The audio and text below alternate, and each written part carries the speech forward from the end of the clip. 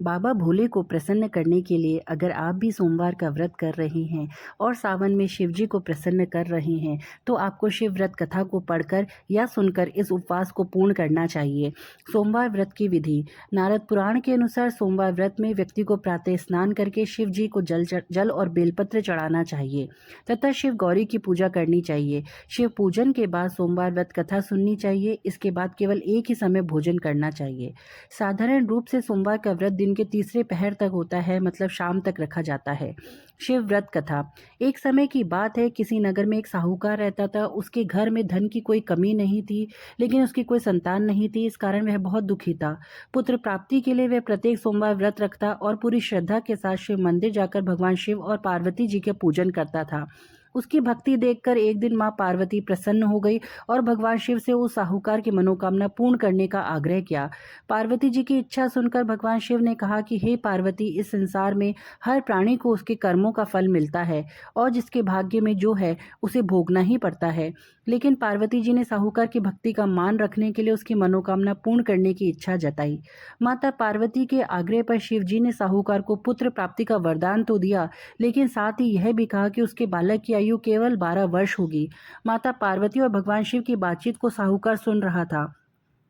उसे ना तो इस बात की खुशी थी और ना ही दुख। वह पहले की भांति शिवजी की पूजा करता रहा। कुछ समय के बाद साहूकार के घर एक पुत्र का जन्म हुआ। जब वह बालक 11 वर्ष का हुआ तो उसे पढ़ने के लिए काशी भेज दिया गया। साहूकार ने पुत्र के मामा को बुलाकर उसे बहुत सारा धन दिया और कहा कि तुम इस बालक को काशी विद्या प्राप्त करने के लिए ले जाओ और मार्ग में यज्ञ कराना। जहाँ भी यज्ञ कराओ वहाँ ब्राह्मणों को भोजन कराना और दक्षिणा देते हुए जाना। दोनों मामा भांजे इसी तरह यज्ञ कराते और ब्राह्मणों को दान दक्षिणा देते हुए काशी की ओर चल पड़े। रात में एक नगर पड़ा जहाँ नगर के राजा की कन्या का विवाह था, लेकिन जिस कुमार से उसका विवाह होने वाला था वह एक आंख से काना था। राजकुमार के पिता ने अपने पुत्र की काना होने की बात को छुपाने के लिए एक चाल चली। साहूकार के पुत्र को देखकर उसके मन में एक विचार आया। उसने सोचा, क्यों ना इस लड़के को दूल्हा बनाकर राजकुमारी से विवाह करा दूं। विवाह के बाद इसको धन देकर विदा कर दूंगा और राजकुमारी को अपने नगर ले जाऊंगा। लड़के को दूल्हे के वस्त्र पहनाकर राजकुमारी से विवाह कर दिया गया। लेकिन साहूकार का पुत्र ईमानदार था। उसने यह बात न्याय संगत नहीं मानी। उसने अवसर पाकर राजकुमारी के चुन्नी के पल्ले पर लिखा कि तुम्हारा विवाह तो मेरे साथ हुआ है, लेकिन जिस राजकुमार के संग तुम्हें भेजा गया वह एक आंख से काना है। मैं तो काशी पढ़ने जा रहा हूँ। जब राजकुमारी ने चुन्नी पर लिखी बातें पढ़ी तो उसने अपने माता पिता को यह बात बताई। राजा ने अपनी पुत्री को विदा नहीं किया, जिससे बारात वापस चली गई। दूसरी ओर साहूकार का लड़का और उसका मामा काशी पहुंचे और वहां जाकर उन्होंने यज्ञ किया। जिस दिन लड़के की आयु 12 साल की हुई उसी दिन यज्ञ रखा गया।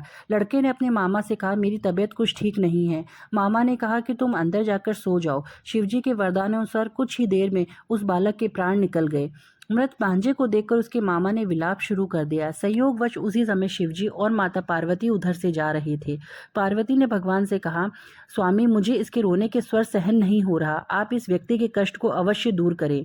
जब शिवजी मृत बालक के समीप गए तो वह बोले, यह उसी साहूकार का पुत्र है जिसे मैंने 12 वर्ष की आयु का वरदान दिया था। अब इसकी आयु पूरी हो चुकी है। लेकिन मातृ भाव से विभोर माता पार्वती ने कहा कि हे महादेव, आप इस बालक को और आयु देने की कृपा करें, अन्यथा इसके वियोग से इसके माता पिता भी तड़प तड़प कर मर जाएंगे। माता पार्वती के आग्रह पर भगवान शिव ने उस लड़के को जीवित होने का वरदान दिया। शिवजी की कृपा से वह लड़का जीवित हो गया। शिक्षा प्राप्त करके लड़का मामा के साथ अपने नगर की ओर चल दिया। दोनों चलते हुए उसी नगर में पहुंचे जहां उसका विवाह हुआ था। उस नगर में भी उन्होंने यज्ञ का आयोजन किया। उस लड़के के ससुर ने उसे पहचान लिया और महल में ले जाकर उसकी खातिरदारी की, अपनी पुत्री को विदा किया। इधर साहूकार उसकी पत्नी भूखे प्यासे रहकर बेटे की प्रतीक्षा कर रहे थे। उन्होंने प्रण कर रखा था कि यदि उन्हें अपने बेटे की मृत्यु का समाचार मिला तो वह भी प्राण त्याग देंगे, परंतु अपने बेटे के जीवित होने का समाचार पाकर वे बेहद प्रसन्न हुए। उसी रात भगवान शिव ने व्यापारी के स्वप्न में आकर कहा, हे श्रेष्ठी, मैंने तेरे सोमवार के व्रत करने और व्रत कथा सुनने से प्रसन्न होकर तेरे पुत्र को लंबी आयु प्रदान की है। इसी प्रकार जो कोई सोमवार व्रत करता है या कथा सुनता है और पढ़ता है, उसके सभी दुख दूर होते हैं और समस्त मनोकामनाएं पूर्ण होती हैं। ओम नमः शिवाय।